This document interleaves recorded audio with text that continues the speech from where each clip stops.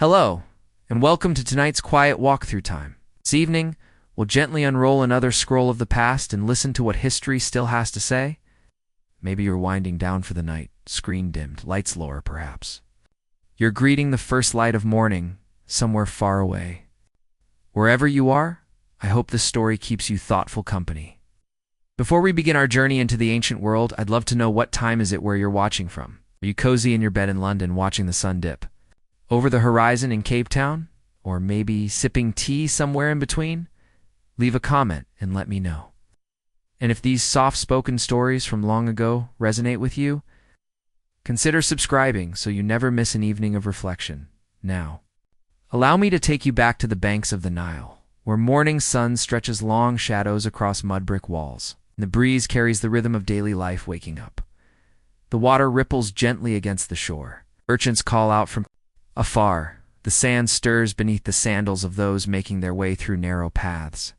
In this landscape of pyramids and temples where stone carried memory and ceremony, there was a group of people quietly shaping the foundation of civilization. Scribes.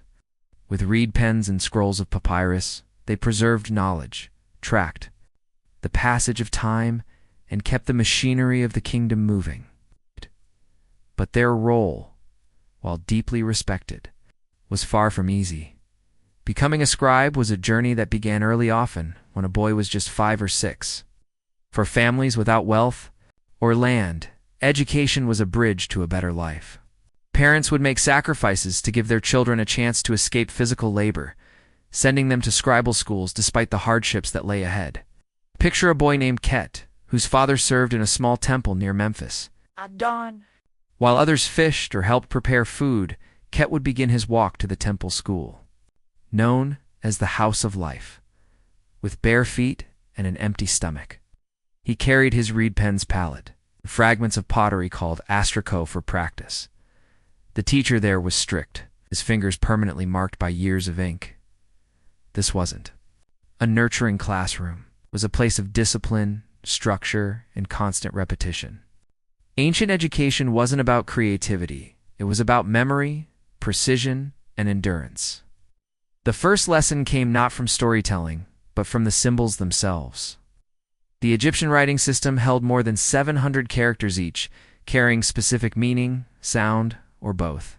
Students had to memorize these precisely, high expectations from the very start. For young Ket, this meant endless hours repeating the same signs until his hand ached. With limited light in the schoolroom and rough surfaces for practice, learning was physically taxing. Papyrus was costly and used only for official writing, so students worked on clay shards or pieces of limestone materials that could snag or tear delicate pens.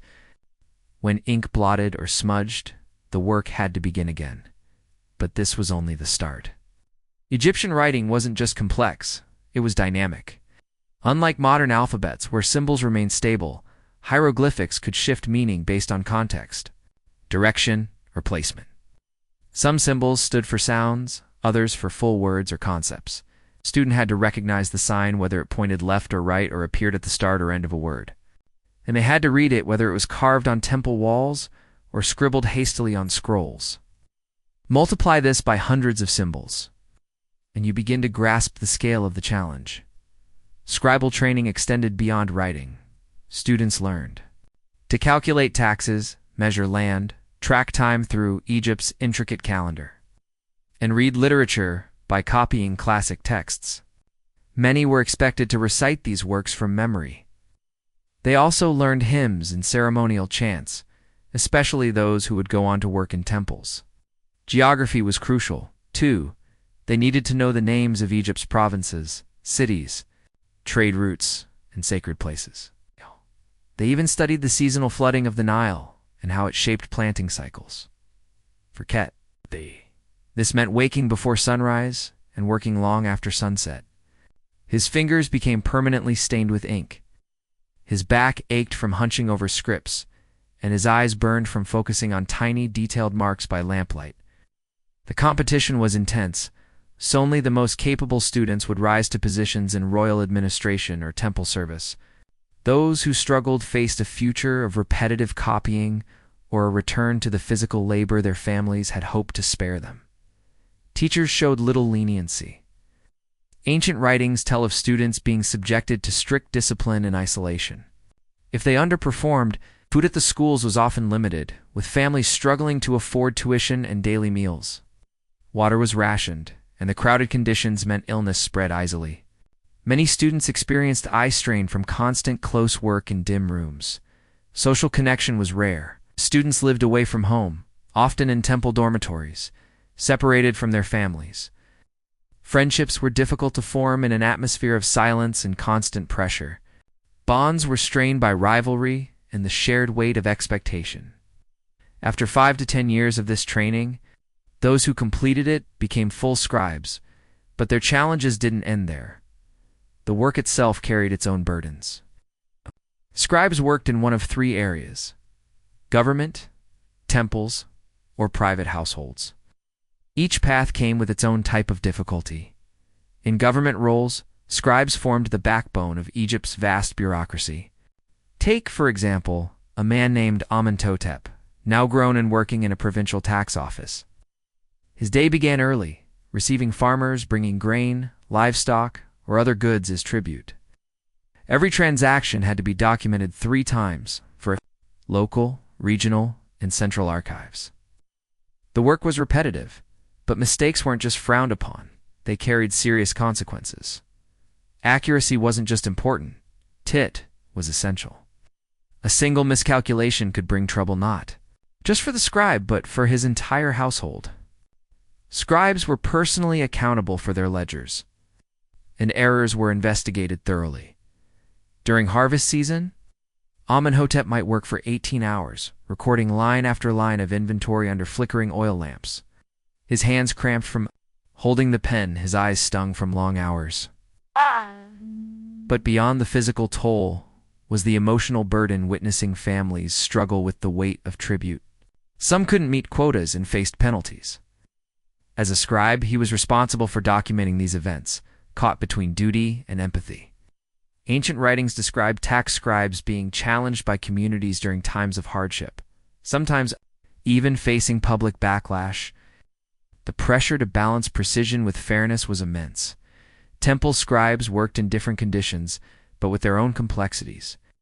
Religious life in ancient Egypt was detailed and highly structured. Scribes had to master not only writing, but deep religious understanding. Imagine a man named Peta working in the Grand Temple of Karnak. He documented rituals, managed temple resources, copied sacred hymns, and prepared official festival documents. Every task required accuracy, especially when dealing with holy texts. Mistakes were not simply errors. They were seen as serious missteps. Temple scribes often worked in dim, sense-filled chambers beneath towering stone halls. The air was thick, and noise from ongoing ceremonies filled the space, making focus difficult. These scribes followed strict purity codes, bathing rituals, dietary guidelines, and lifestyle rules. Their personal lives were closely monitored. The pressure to complete every text perfectly yet quickly created daily anxiety. Some documents took weeks, and a single error meant starting over. Those employed by private households sometimes had more comfortable settings but faced their own vulnerabilities. They had no job security and were entirely dependent on their employers. If a scribe's work was questioned, or if he displeased the household head, he could be let go without warning. These scribes were sometimes asked to adjust or edit records in ways that could be ethically unclear. Refusal might risk their position, while compliance risked legal trouble. It was a precarious line to walk. Unlike government or temple scribes, those in private homes often worked alone. They had little peer support, existing in a space between servant and professional. Never fully part of the family, but not entirely separate either. This lack of belonging could make their work feel especially isolating. Across all roles, scribes faced shared challenges. Their tools were rudimentary.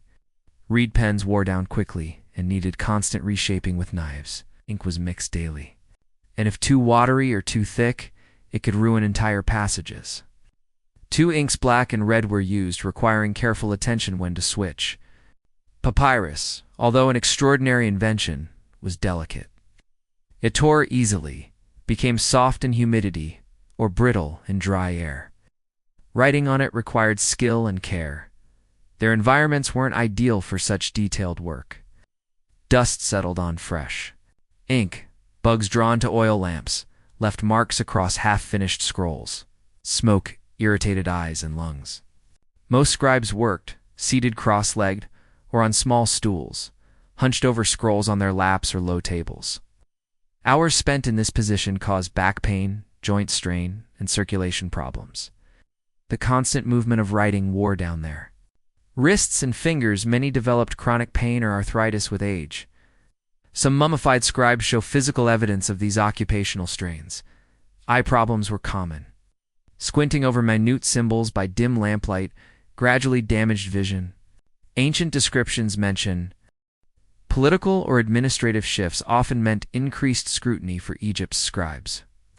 A profession burdened by immense responsibility. A single mistake in a legal document could lead to severe consequences, not just for the parties involved, but for the scribe themselves, who might be held personally liable. Those who handled taxation were answerable for any discrepancies in collected revenue. Even following orders wasn't a guarantee of protection. Scribes could be accused of corruption or treason for content they merely transcribed. Their workspaces brought more than mental fatigue. Some inks were laced with toxic materials, and grinding pigments filled the air with dust that damaged the lungs. Ergonomic strain was constant. With hours spent hunched over in poor lighting, the social cost was equally severe. Grueling schedules left little room for family or friendships. Many worked 6 days a week, often in isolation, with only religious festivals offering brief reprieve. Rivalry ran deep, discouraging trust and companionship. The emotional weight of their task was crushing. Day after day, they documented human misery, poverty, legal punishments, bureaucratic decrees that shaped lives, often for the worse. Yet despite this, Egypt's bureaucratic machine continued to demand and produce scribes by the thousands. These men were the lifeblood of one of history's greatest civilizations, giving their health, youth, and often their peace of mind to preserve its legacy. Their mastery of multiple scripts, mathematical skill, and encyclopedic memory allowed them to administer a sprawling empire. Their painstaking work supported monumental achievements, from the construction of the pyramids to the preservation of religious and literary texts. But the cost was staggering. Ancient sources mentioned scribes who died young from exhaustion, who lost their sight from relentless strain, or who broke under psychological pressure. Many never married, sacrificing personal lives for their roles. It was a cruel paradox. They were learned elite in skill and status, yet treated little better than expendable laborers. Their knowledge made them indispensable, but also vulnerable. To the powerful in their story, we confront the true costs of civilization. Egypt's glory wasn't built by pharaohs alone, or even the laborers who raised its temples and tombs. It was also built on the weary shoulders of educated men who endured mental and physical torment to make sure its greatness was remembered. When you jot down a note or type a message today, think of Kiamat, Ammon, Hotep, Ptolemy, Pan the Countless. Others whose names are lost, but whose sacrifices gave us the written word. In the temple shadows, among the endless scrolls of administration, they toiled and suffered. Their legacy isn't just in what they wrote, but in what they endured to preserve it. They were guardians of memory, architects of literacy, and silent pillars of a civilization whose brilliance came at a human cost. Part 2.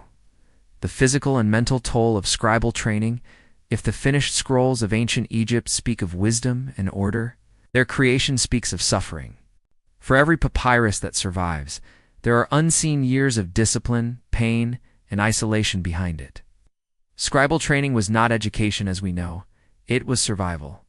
Imagine a boy of 8, his fingers stained with ink, bent over a shard of pottery. Papyrus was too precious for novices, so he traced glyphs on broken pots for years. Day after day, he copied the same symbols until his fingers seized and his sight blurred. Holding a reed pen for 12 to 14 hours caused long-term damage. Remains of ancient scribes show spinal arthritis, worn shoulders, carpal tunnel symptoms. An eye socket, deterioration, clear evidence of chronic strain. The tools were no comfort. Reed pens had to be hand-cut with precision, or risk splitting during use, ruining hours of work. One mistake could earn a harsh beating. Ink wasn't store-bought. It was made from soot, gum, and minerals, often mixed by students themselves before sunrise. The dust damaged lungs over time, while cramped stone floors ensured chronic pain. Discomfort was believed to sharpen focus. In reality, it crippled growing bodies. Learning the hieroglyphic system meant mastering over 700 symbols, each with multiple meanings. Students had to learn when a glyph meant a sound, a concept, or an entire phrase. On top of that came hieratic script, mathematics, geography, medicine, and law. It was an intellectual mountain climbed under constant threat. Memory work was punishing us, of chanting, swaying, reciting texts by rote. Teachers used rods and whips freely, believing pain embedded knowledge. One surviving student lament reads, "My limbs are weak, my back aches, my eyes burn, and I forget my family's faces." Homesickness was discouraged. Scribes in training lived in barracks, far from home, on poor food and little sleep. Speaking their native dialects was forbidden. They had to use formal court language, isolating them from their culture and community. Friendships were discouraged. Emotional ties were seen as distractions. Students learned to suppress feelings, to wear a mask of obedience even as their inner lives collapsed. Sleep deprivation dulled resistance, made boys easier to control. Malnourishment kept them weak, dependent, and focused. Protein was rare. Thin gruel, stale bread, and vegetables were the norm. Many suffered from stunted growth, vision issues, and compromised immunity. Competition was encouraged. Teachers rewarded top students with marginal comforts, a larger portion of bread, a break from punishment. Others were pushed harder. The result was mistrust and fear, a system where solidarity was impossible. Failure meant not only shame, but financial ruin for families who had sacrificed everything for this education. The pressure broke some. Ancient records mention boys who vanished in the night, fled back to their villages. Others fell into silence, mental illness, or despair. Some chose death. Even those who succeeded didn't escape. They became junior scribes, still under pressure, still perfecting skills under strict supervision. The violence might ease, but the weight never lifted. And the cruel irony? These were the men who would later write of joy, love, and victory while never having known it in their own lives. They documented glory while their own was measured by how much pain they could survive. The psychological scars lingered. Many developed nervous tics, finger twitching, posture correcting, muttering memorized lines. Some had what we'd now call PTSD, haunted by nightmares of their training, fearful of correction. The system had succeeded. It produced literate, capable, broken men. They learned to equate learning with pain, mastery with endurance. It made them ideal servants of state and temple, but strangers to their own emotions. This was not just an education system. It was a forge that bent children into tools. Behind every perfect scroll lies a history of broken bones and broken spirits. Their suffering was hidden, but it laid the foundation of civilization. We must not forget it. A single mistake could bring harsh consequences. Over time, their ability to interact socially faded, eroded by years of silence and constant competition. They whispered among themselves, always on edge, watching for any sign of disapproval. Physical contact made them recoil. They had been trained to expect pain, not comfort. Laughter was foreign to them. Their faces bore the weight of constant anxiety and fatigue. Poor nutrition during training stunted their growth and left their immune systems fragile. Most scribes appeared smaller and weaker than others their age, their bodies shaped by chronic malnutrition. Many suffered long-term digestive issues, their stomachs ruined by stress and meager diets. Ulcers were common, burning reminders of ever-present anxiety. The most haunting aspect was how they had absorbed the very cruelty that had broken them. Having survived through strict obedience and denial of self, they couldn't imagine any other way to live. They continued the same harsh discipline, punishing themselves in pursuit of unattainable perfection. Even after leaving their training, the voices of their former masters echoed in their minds. They had become both the victim and the enforcer. It was bitterly ironic. These men held a rare and treasured skill decoding sacred writings and preserving ancient wisdom, yet they themselves were left shattered. They occupied positions of privilege, but carried invisible wounds. Their minds could interpret cosmic patterns, but not find peace within. Yet they continued, because stopping was unthinkable. Day by day, they bent over their writing desks, their hands worn and twisted from years of repetition. Their eyes scanned ancient symbols with mechanical precision. The sacred texts had lost all meaning, reduced to symbols of their suffering. They had become specters, kept moving only by habit and fear. Their humanity sacrificed to serve the administrative needs of the empire. This was the hidden cost behind Egypt's literary accomplishments. Every flawless manuscript, every official record, every sacred carving that survives today rests on the back of a child sacrificed to institutional cruelty. Their pain built the foundation of Egypt's enduring legacy. System had worked. It had produced scribes who never questioned, never resisted, never stopped until death freed them. Continuing from the earlier section on Scottish scribe education, we now approach the most disturbing chapter of their training, the physical and psychological toll that defined their entire lives. After just a few years under their master's guidance, a young scribe's body already bore the marks of his trade. But the worst was still to come. What truly transformed them was the relentless effort to erase every trace of childhood and instill an unwavering, machine-like dedication to writing. They lived in a state far beyond tiredness. Their exhaustion was engineered. Sleep deprivation wasn't just the result of a heavy workload, it was an intentional method of control. A tired mind was more obedient. Young scribes were often woken in the dead of night to write by dim candlelight, eyes strained and burning as they struggled to form flawless letters. This lack of rest put them in a dreamlike trance, barely aware of anything except the task in front of them. Those who later escaped recalled their youth as a blur of fatigue, with only fragmented memories remaining. The cruelty was justified by practicality. A scribe who could work through exhaustion would be a valuable asset in any court or monastery. Ready to write through the night at a noble's deathbed? More harmful than the physical stress was the deliberate destruction of personal identity. From the beginning, scribes were taught that their own feelings and thoughts were not just unimportant, they were dangerous. The scribe's hand must be steady, his mind focused solely on the page. Any drifting thought or emotional response was considered betrayal. To enforce this, masters used psychological tactics, now recognized as abusive. Scribes could not speak unless addressed, and days would pass in oppressive silence. They were forbidden from looking out windows for fear that the outside world might tempt them. Most damaging of all, they were discouraged from forming any bonds with each other. Masters knew unity among students could lead to rebellion, so they nurtured distrust. Scribes were rewarded for reporting on their peers. This created a culture of fear and suspicion, isolating children who had already been torn from their families. Many later described feeling raised in emotional wilderness, unable to understand love or friendship. They learned to view connection as weakness. They were judged on more than their work posture, expression. Even the subtlest signs of frustration could be punished. A single sigh could be seen as spiritual defiance. Even sleep offered no escape. Some masters claimed to judge students by their dreams, waking them with accusations of undisciplined minds. This led to lifelong hyper-awareness, even years later. Former scribes would sit up straighter without realizing, monitor their own facial expressions, and silence stray thoughts. Their inner critic had taken permanent residence. They learned to repress not just pain and anger, but joy and excitement too. Happiness became a threat to discipline.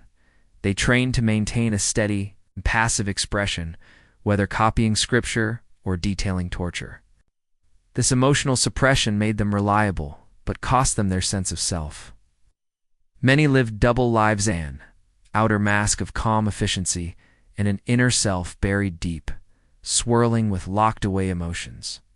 Some felt detached from their own existence, watching their lives unfold from a distance. Masters also used conditioning techniques, pairing mistakes with pain. Over time, scribes developed automatic responses. A specific ink blot might trigger pain in a hand beaten long ago. The sound of parchment could provoke flinches. Even language, their life's work, became a source of trauma. They gained unmatched ability to replicate complex texts, yet many struggled to form original thoughts. They could copy the world's wisdom but struggled to express a personal view. They became perfect scribes but poor humans. Cut off from normal life, they couldn't relate to others. Casual talk, humor, emotional expression all became foreign. Their speech turned formal. Their movements stiff. They moved through life as shadows, present but unreachable. And tragically, this damage often lasted forever.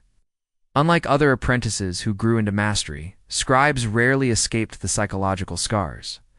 Even in higher ranks, they showed the same compulsions, the same emotional silence. The system had shaped them too completely to ever let them go. The inability to form meaningful human connections was a hallmark of their lives. The masters who oversaw their harsh education were themselves shaped by the same system. They had been broken in youth and now carried out the same breaking of others.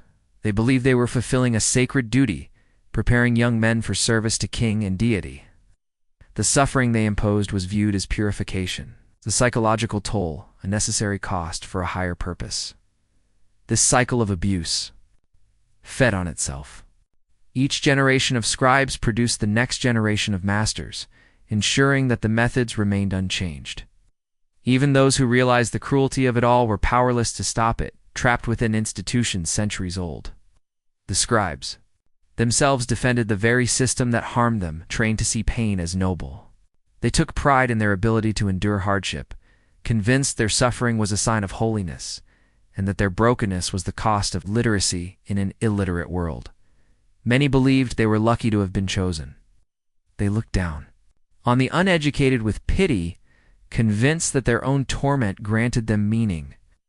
The techniques used to achieve this mindset were refined over generations. Masters knew that to fully break someone, they had to extinguish hope and self-worth without destroying the body. They calculated pain carefully, forcing isolation. Just enough to disorient, but not destroy. The result was a class of highly capable, but deeply damaged men.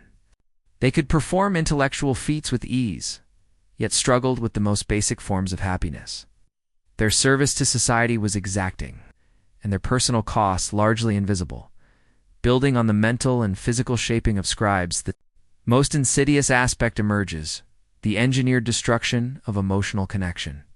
These academies did not merely seek obedience. They aimed to forge tools of state power, individuals severed from the very things that make us human. It began with calculated separation. Even young boys, barely past infancy, were taken from their homes and placed into sterile dormitories, devoid of warmth or affection. Any attempt to form emotional bonds was punished. Instructors knew that ties to family or peers could breed resistance. A student who still cared about others might hesitate to carry out cruel orders. Students were forbidden from discussing their past lives. Comforting one another led to punishment not only for the giver, but also the receiver. Compassion became a source of terror. Dormitories were designed to crush any sense of solidarity. Students competed for survival, with the only reward being the absence of pain. Reporting a classmate's error might earn an extra crust of bread. Denouncing a peer's weakness might bring a sip of clean water. This created an atmosphere where hunger and fear eroded trust. Shared suffering, which could have fostered unity, was weaponized. Sleep, too, became a tool of separation. Random interruptions and erratic sleep cycles left them perpetually exhausted. In such a state, empathy could not survive. Moments of rest offered no reprieve. Silence was enforced. Eye contact was forbidden. Each boy sat alone in his suffering. Even the curriculum discouraged connection. Students worked in isolation, monitored by instructors who prowled the rows silently. Questions were discouraged not just as signs of weakness, but as attempts to connect. Their exercises were dehumanizing. They copied records that documented starvation, decisions that condemned innocence, and religious texts that glorified absolute rule. With every symbol, they absorbed the ideology of their own oppression. The repetitive tasks, combined with mental fragility, made them susceptible to indoctrination. Selected texts often glorified betrayal and obedience at the cost of empathy. Tales of scribes rewarded for turning on loved ones. Religious passages portraying mercy as defiance. These were chosen not for their content, but their power to reshape minds. Over time, the damage became visible. Boys who had once cried for their mothers now wore blank expressions. Those who offered comfort became withdrawn. Childhood curiosity faded into compliance. The toll wasn't just mental. Chronic stress warped their development. Some developed tics or lost speech. Others fell into near catatonic states, lost in inner retreats. Instructors saw these not as tragedies, but as signs of success. Emotional numbness was the goal. A boy who no longer felt pain could inflict it. Without hesitation, even rare acts of kindness were tools of control. A kind word or privilege was granted publicly, only to remind students that mercy was arbitrary and temporary. The message was clear. Submission was the only path to brief relief. The Egyptian scribal system was psychologically sophisticated. The goal was not merely discipline, but total emotional severance. A child with lingering empathy might resist, but one who had been cut off from all connection would have no resources left to rebel. In the end, the isolation was complete. Students began to lose their sense of self entirely. Individual identity dissolved under the weight of enforced isolation. Without recognition in another's eyes, without shared experience or mutual understanding, they struggled to hold on to a sense of self. Their personalities were wiped clean, as if scraped away with a blade. This psychological erasure made them ideal tools for the state's machinery. A scribe who lacked personal identity could not imagine private desires conflicting with official duties. A man severed from all human bonds felt no guilt when his labor caused suffering. He had become something else, entirely not quite human, but a living instrument, capable of thought and writing, yet incapable of feeling, questioning, or resisting. Those few who clung to fragments of humanity paid dearly for their resilience. They faced harsher punishments, not only for academic shortcomings, but for emotional defiance. Instructors could detect empathy with uncanny precision, singling out. Students who still felt compassion became special targets, subjected to intensified torment. Some were forced to punish their former friends, wielding rods against those they once tried to comfort. Others were made to transcribe execution orders for their own family members, their hands shaking as they inked the words that doomed their kin. The most resistant were subjected to mental torture, forced to witness horrors designed to shatter what remained of their emotional cores. Instructors recorded these procedures with clinical detachment, meticulously tracking which methods best eliminated emotional resistance. Their findings were preserved and passed down, each generation refining the system further. By the time students graduated, the transformation was complete. They were no longer children or even men in the full sense. They were functioning extensions of state power. Love had been replaced by obedience. Empathy scorched away by methodical cruelty. Individual personalities dissolved into the acid of institutional control. These graduates went on to administer the empire, carrying with them the psychological blueprint of their own training. They inflicted the same destruction they had endured, not from hatred, but from an inability to see any alternative. They were now the perfect instruments of a regime that saw people as expendable. They served that regime with the blind loyalty of those who had been emptied of everything but function. The Egyptian scribal system did more than enforce obedience. It created a self-replicating structure of dehumanization. The brightest minds, those best suited for leadership or reform, were turned into the most efficient agents of oppression. Scribes held a paradoxical role in ancient Egypt. Their literacy granted them immense status and influence, far beyond their modest origins. But the path to that position was paved with suffering that would crush most modern minds. These were not students learning a craft. They were survivors of a gauntlet designed to create unwavering tools of the state. A boy entering, Scribe school at age 5 or 6 lost his childhood in an instant. The training centers, often attached to temples or government offices, resembled labor camps more than places of learning. Children were stripped of their birth names and given numbers. Their identities erased to make way for loyalty to the institution. Dormitories were cramped, airless spaces with straw mats on cold stone floors, designed to maximize discomfort and suppress any sense of ownership or security. Their days began before dawn with the clanging of bronze bells, shivering in the early chill. They assembled for inspection. Any sluggish movement or improper stance led to immediate punishment. Their instructors themselves, shaped by this same harsh upbringing, showed no mercy. Armed with leather whips and wooden rods, they marked both flesh and spirit. The curriculum was unrelenting. Students were required to master hundreds of hieroglyphs, each layered with meanings and contexts, but this wasn't education as we know it. There were no patient teachers guiding eager learners. Instead, boys were expected to memorize enormous texts through endless repetition. Their voices grew hoarse, their minds dulled. Mistakes brought swift beatings. Instructors believed pain engraved knowledge deeper than any kind word. Writing drills lasted for hours. Students hunched over papyrus or wooden boards, gripping reed pens with aching fingers. The posture demanded for hieroglyphs was rigid and painful.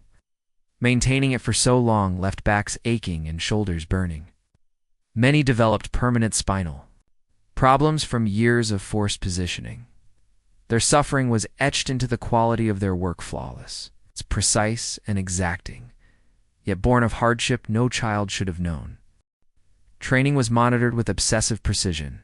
A slightly uneven stroke or misaligned symbol could provoke a harsh reprimand severe enough to leave deep, lingering marks. But the physical discipline was only one layer of a much more profound conditioning. Students were taught that their value as people depended entirely on how well they served the Pharaoh and the gods. Original thought was not simply discouraged, it was eradicated.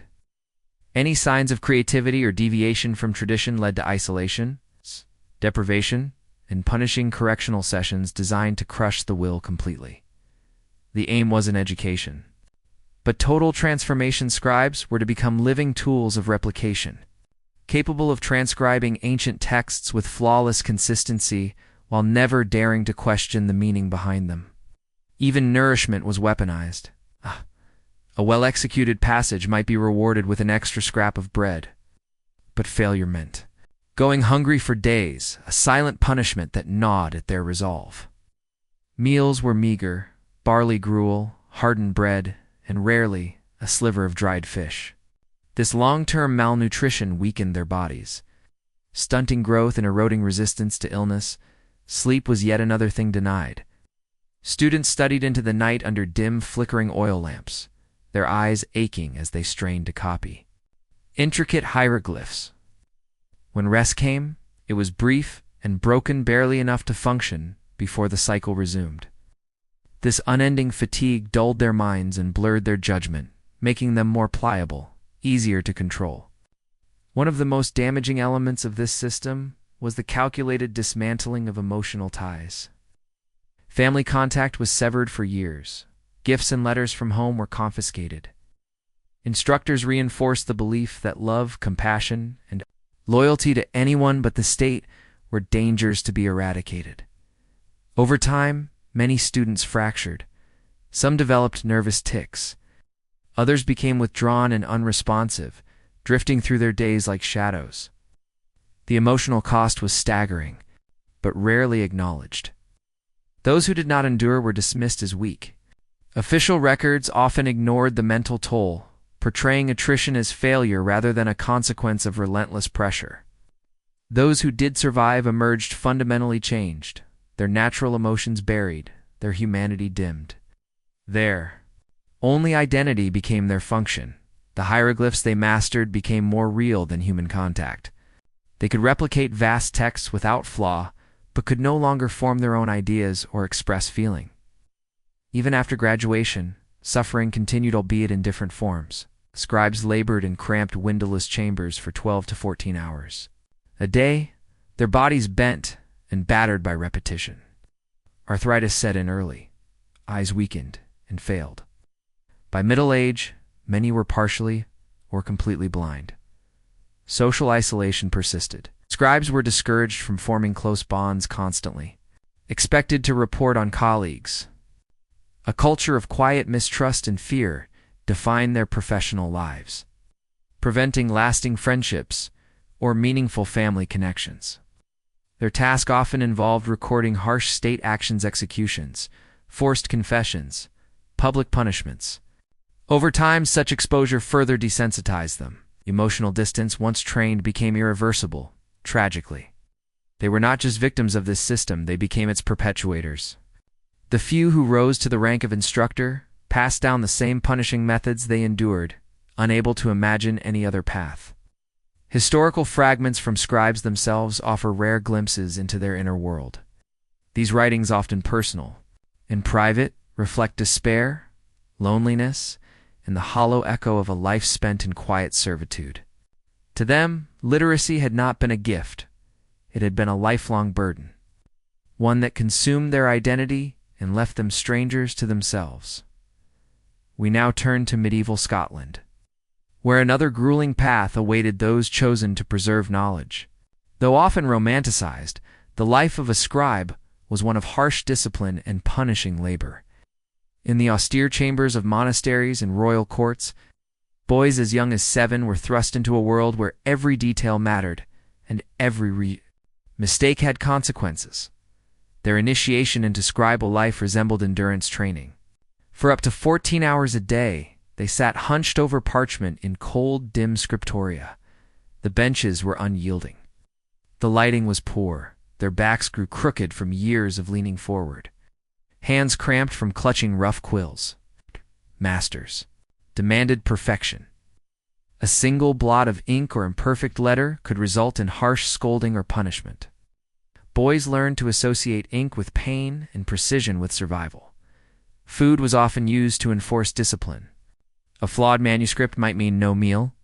The rations they did receive were minimal: watery porridge, hard bread. This scarcity led to weakened bodies, slowed growth, and constant fatigue. Illness was common. The confined, cold conditions of monastic life created the perfect environment for disease to spread unchecked. Sleep was carefully regulated. Scribes rose before dawn and worked well past nightfall, illuminated only by candles. Exhaustion was constant. Some developed lasting insomnia, their minds never fully at rest. The mental fog created by this lifestyle made them easier to manage, obedient and numb. The work itself was endless. A single page could take days to finish. Every letter had to follow precise rules. One error meant starting over, wasting expensive materials and inviting further reprimand. Winters added their own punishment. The stone walls offered little warmth. Ink froze, parchment cracked, fingers numbed. In extreme cases, scribes lost digits to frostbite, their commitment carved into their very flesh. Emotional isolation deepened the trauma. Scribes were separated from families. They were taught their value was limited to their copying skills. The comfort of the texts they preserved, the prayers, hymns, psalms, was denied to them. They were vessels of faith, not recipients of it. Eye damage was a near certainty. Working by candlelight, with minuscule lettering, aged their vision prematurely. Many went blind young. The combination of physical pain, emotional repression, and spiritual exclusion created a unique kind of suffering. These men, dedicated to preserving the written word, often lost their sense of purpose and self in the process. They were not merely transcribers. They were silent pillars holding up systems that never acknowledged their sacrifices. For decades, the dim glow of oil lamps slowly eroded the scribe's vision. By middle age, many of them could barely see, their eyes permanently strained from years of peering at fine script in poor light. The smoky, confined air of the scriptorium worsened the problem. It irritated their eyes, inflamed their lungs, and led to persistent respiratory issues that shortened their already difficult lives. The very tools of their craft became instruments of suffering. Quills needed constant sharpening and accidents. With knives were commonplace. Cuts and minor injuries were accepted as routine. Another part of the trade. Working with treated animal skins exposed the scribes to harsh chemicals and organic material that caused persistent skin problems, and, in some cases, long-term health complications. But the physical toll was only one part of a deeper struggle. Emotional and social isolation were rigorously enforced. Any close friendship or personal attachment was discouraged as a threat to productivity. They lived in the midst of others, yet were denied the comfort of connection, their loneliness made all the more painful by its intentional design. Over time, this isolation became a wound of its own. Even if a scribe ever left the scriptorium, many found themselves unable to reintegrate into normal life.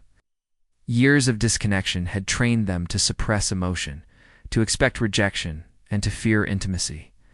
Inside the scriptorium, the internal hierarchy was no less punishing than the work itself. Senior scribes, already worn down by years of hardship, often displaced their frustrations onto younger trainees. Bullying, hoarding of food, and quiet cruelty became coping mechanisms in a world that left little room for kindness, advancement. WWII, those who achieved it had usually paid a terrible price. To become a master scribe, one had to accept and enforce the same severe conditions they had once suffered.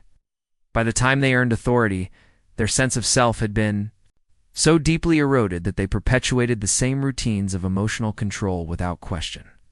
They became perfect instruments of replication, precise, unfeeling. Hollowed out by decades of repetition, the labor never stopped. Even the most accomplished scribes were expected to keep producing at the same relentless pace. There was no retirement, no slowing down. Their service ended only when their bodies gave out entirely. Many scribes died at their desks, slumped over unfinished manuscripts, the quills still caught in their twisted fingers. Their lives ended as they had been lived, in silence and without acknowledgement. The psychological consequences were devastating. Long-term deprivation, solitude, relentless pressure created symptoms we now associate with serious mental health conditions. Some scribes began to hallucinate or act out violently. Others slipped into deep withdrawal. These were treated, not with care, but with further punishment, reinforcing the damage. The most painful irony of all was this: those who spent their lives preserving humanity's greatest ideas, its philosophies, love poems, sacred texts, were themselves denied any opportunity to experience them. They wrote of love without ever feeling it. They transcribed spiritual texts while being denied comfort or hope. They copied treatises on reason and morality while being forbidden to think independently. Their bodies bore silent testimony to their sacrifices: curved spines, stiff joints, ink-stained hands, fading vision. These deformities became so common that society could often recognize a scribe on sight. Their physical appearance became a kind of living archive, etched with the cost of knowledge. And when they died, there was no ceremony, no recognition, no memory. Most were buried in unmarked graves, their names and stories forgotten as quickly as they had been overlooked in life. Their legacy lived on not in their own words, but in the anonymous perfection of the texts they had copied for others. In the flickering quiet of one such scriptorium, Brother Thomas sat with trembling hands, the oil lamp beside him casting warped shadows over the parchment. Day after day, year after year, his life had narrowed to this: the unending formation of letters under unbearable pressure.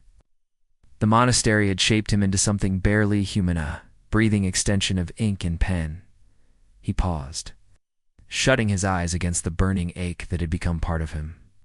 Around him, the only sound was the scratch of quills and the occasional coughmen hunched in shared silence, all bent and shaped by the same fate. Thomas knew the irony too well.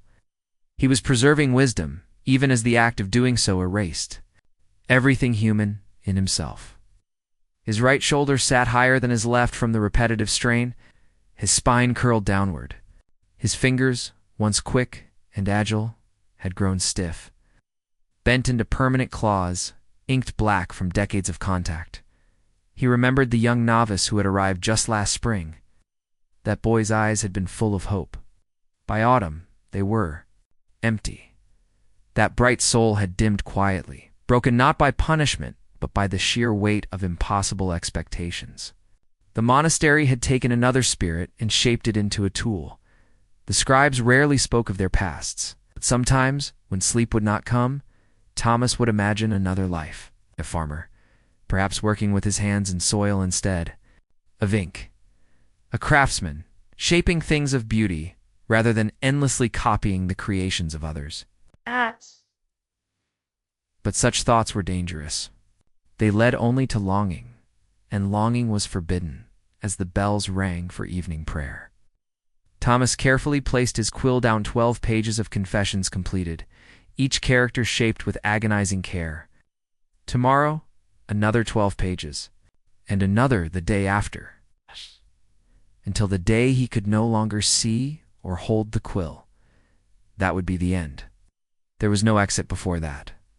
The greatest cruelty was not the endless work, nor even the physical pain. It was the way the life of a scribe slowly erased the man underneath. Each day, Thomas felt another part of himself dissolve into the sea of borrowed words. He was not a creator, he was a conduit. The knowledge would endure, but he would not. His hand was visible in thousands of pages, yet his name would be remembered by none. Scribes were the invisible architects of medieval knowledge. Their suffering formed the foundation of European learning. They gave their bodies, their minds, and their very identities so that the thoughts of others might pass through time unbroken. Yet the cost they paid was staggering, and as we move deeper into this hidden world, we witness something more than labor or discipline. We see a deliberate transformation of children into machines, of souls into shadows. The physical toll was brutal, but it was only the beginning. The true tragedy was spiritual, emotional, psychological, the unmaking of a human being's capacity for joy, connection. The system was designed to strip away everything but function. The moment a child entered the scriptorium, the process of erasure began. Names were replaced with numbers. Voices were silenced, belongings taken, identity dissolved. The masters knew that a person who remembered love might pause before writing a death order. A scribe with a conscience might question the contents of a dangerous text, so these instincts had to be removed. Sleep deprivation was used not just to tire them, but to disorient. Wake-up times were randomized. Rhythms were broken. The scribes lived in a fog, unable to distinguish day from night, memory from dream. Food was equally manipulated. It's always insufficient, but sometimes used as a reward. A flawless page might earn an extra crust of bread. An extra paragraph completed with precision might mean a sliver of meat. This created bitter competition. One boy's success meant another boy went hungry. Bonds were shattered. Trust eroded, but perhaps nothing cut deeper than the silence.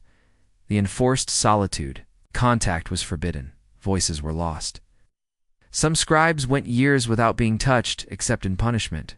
Some didn't hear their names for months. Many developed nervous habits, shrieking, muttering, or staring blankly, small acts of self-preservation in an environment engineered to erase the self. At times, the masters would offer brief, rare gestures of kindness, a nod, a word, a soft tone. These moments, though fleeting, forged powerful psychological chains. The scribes learned to crave approval from their very oppressors. Modern psychology calls this trauma bonding, the scriptorium. It was just another method of control. Even religion, meant to comfort, was turned into a tool of obedience. Scribes were told their pain had meaning, that their suffering brought them closer to God, that to question their role was to rebel against divine order. Morality, faith, and loyalty were blended into a worldview where endurance was holy and resistance a sin. In the end, what emerged from the scriptorium was not just a scribe, but a hollowed vessel, man shaped not by purpose, but by survival. The pain was no longer noticed. Loneliness no longer felt. It became ghosts. Walked among the living, recording life, but never truly living it. Vanished in seconds. The fire crackled, indifferent to the effort that had gone into every curve and line. Edmund's eyes stung, not just from the smoke, but from a deep, choking sense of helplessness. he had done everything right. Or nearly right. But in this place, near perfection was not enough. He didn't cry. That, too, had been trained out of him long ago. Instead, he sat frozen, stylus still in hand, breath shallow, the weight of failure pressed against his chest, more suffocating than the heavy robes he wore. Around him, no one moved. The other scribes kept their eyes on their work, as if looking at Edmund's disgrace might somehow summon their own. Returned to the scriptorum, brittle and absolute, Master Uldrich said nothing further. He turned and walked away with the same quiet authority he always carried. The destruction of a young boy's effort as casual to him as discarding a spoiled page of notes. For Edmund, however, it was something else entirely. It was the slow confirmation of a fear that had grown inside him for years, that he was not enough, that, no matter how hard he worked, how precisely he formed his letters, he would never be truly seen. The hours that followed blurred. He resumed his duties without protest, beginning anew on a fresh sheet of vellum. The surface was smooth, untouched, but it felt heavier than stone beneath his hands. His muscles, cramped and trembling, moved on their own. It no longer felt like he was writing, it felt like he was being written through. His will was somewhere far away, observing, but unable to intervene. That night, long after the bells had rung for the final prayers, Edmund lay awake on his straw pallet, staring into the dark. The other novices around him slept in uneasy silence. He clutched his aching hands against his chest, the skin raw, the joints swollen. He didn't think about the ruined illumination, or even about Master Uldrich. Instead, his thoughts turned to a moment long buried, a fragment of memory from his earliest days before the abbey, a woman's voice humming softly, a rough wool blanket, the feeling of being held. But even that memory was fading, felt like something he had read in a book, rather than lived. The boy who had once known comfort, who had once spoken freely and smiled without fear, seemed like someone else, someone fictional. What remained was Edmund the scribe, silent, steady, watchful. A boy molded by routine and reprimand, who knew the shape of every letter, but could not remember the shape of joy. There was no rebellion in him, no hatred, only the quiet, persistent ache of loss. He had not been taught to hate his masters, only to fear failing them. And in that fear, his world had been reduced to the size of a single desk, a single candle, a single set of ink-stained tools. His dreams, when they came, were filled not with wonder, but with lines of text that stretched endlessly across an imagined parchment. Each word demanding his attention, each mark a test. What made the tragedy so complete was not the suffering alone, but the erasure of all the things that might have softened it. There was no affection to counter the discipline, no encouragement to temper the corrections. Perfection was the only form of praise he would ever know, and even that came rarely, offered like a breadcrumb dangled just out of reach. Edmund was not alone in this. The halls of St. Dunstan's Abbey were full of boys like him, young, bright, and slowly dimmed. Those who succeeded became silent masters.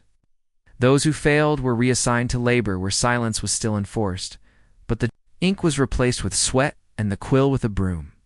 None escaped untouched, and yet even in this gray world there were moments that lingered. A brief glance from another novice that acknowledged a shared struggle, the sound of rain on the chapel roof during midnight prayers, the rare warmth of sunlight through the high windows, small, almost invisible things that reminded them they were still human, even if they had forgotten how to feel like one by the time Edmund turned 15. His skill had become legendary within the abbey. His letters were flawless, his illuminated capitals delicate and ornate. Monks from other monasteries came to observe his work. Some whispered that he would be sent to the royal scriptoria in York, or perhaps even to Rome.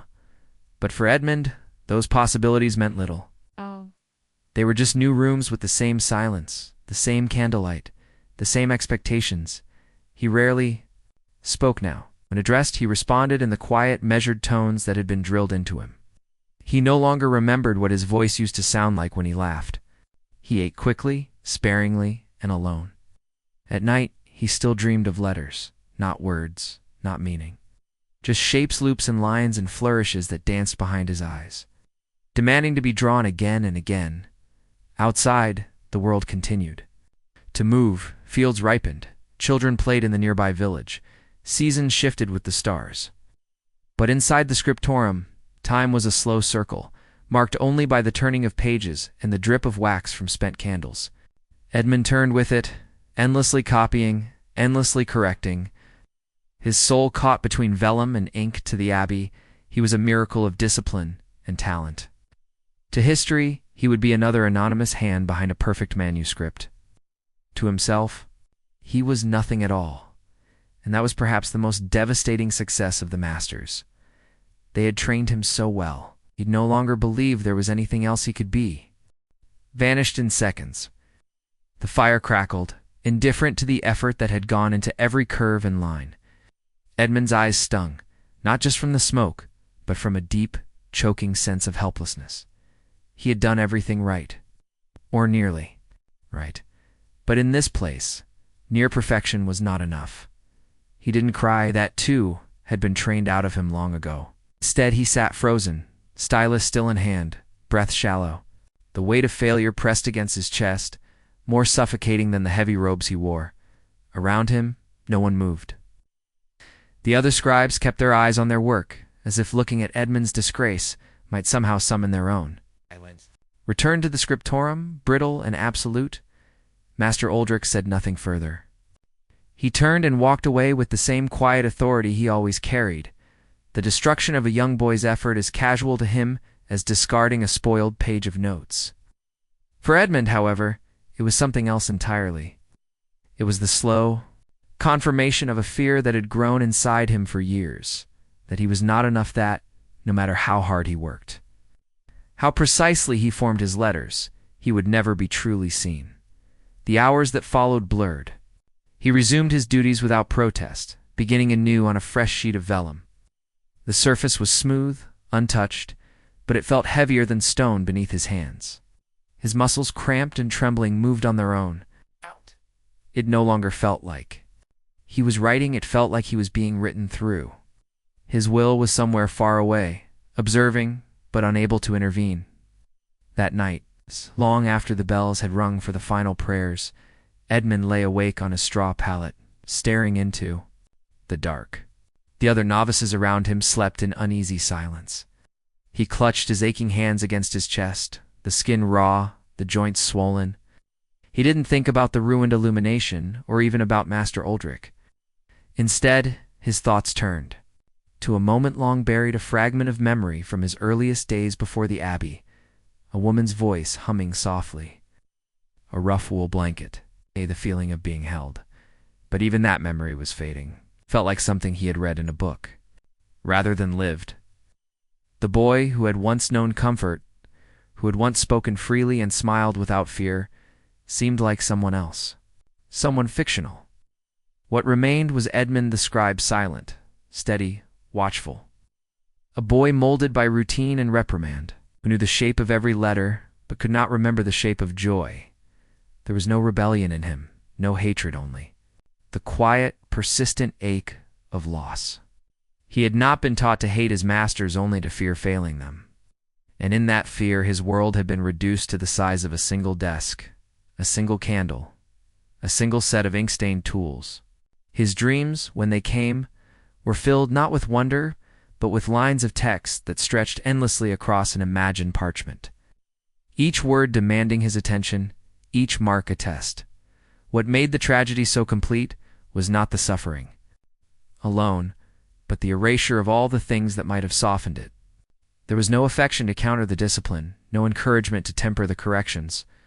Perfection was the only form of praise he would ever know, and even that came rarely, offered like a breadcrumb dangled just out of reach. Edmund was not alone in this.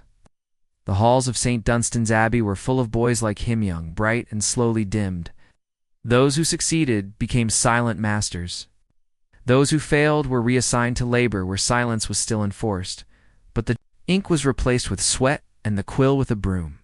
None escaped untouched, and yet even in this gray world there were moments that lingered.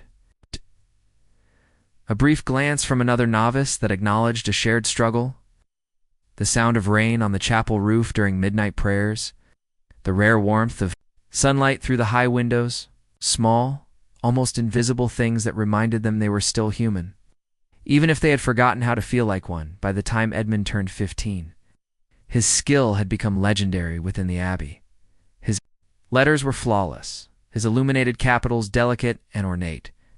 Monks from other monasteries came to observe his work. Some whispered that he would be sent to the royal scriptoria in York, or perhaps even to Rome. But for Edmund, those possibilities meant little. Oh. They were just new rooms with the same silence, the same candlelight, the same expectations. He rarely spoke now. When addressed, he responded in the quiet, measured tones that had been drilled into him. He no longer remembered what his voice used to sound like when he laughed. He ate quickly, sparingly, and alone. At night, he still dreamed of letters, not words, not meaning. Just shapes, loops, and lines and flourishes that danced behind his eyes, demanding to be drawn again and again. Outside, the world continued to move, fields ripened, children played in the nearby village, seasons shifted with the stars. But inside the scriptorium, time was a slow circle, marked only by the turning of pages and the drip of wax from spent candles. Edmund turned with it, endlessly copying, endlessly correcting. His soul caught between vellum and ink to the abbey, he was a miracle of discipline and talent. To history, he would be another anonymous hand behind a perfect manuscript. To himself, he was nothing at all, and that was perhaps the most devastating success of the masters. They had trained him so well, he'd no longer believe there was anything else he could be.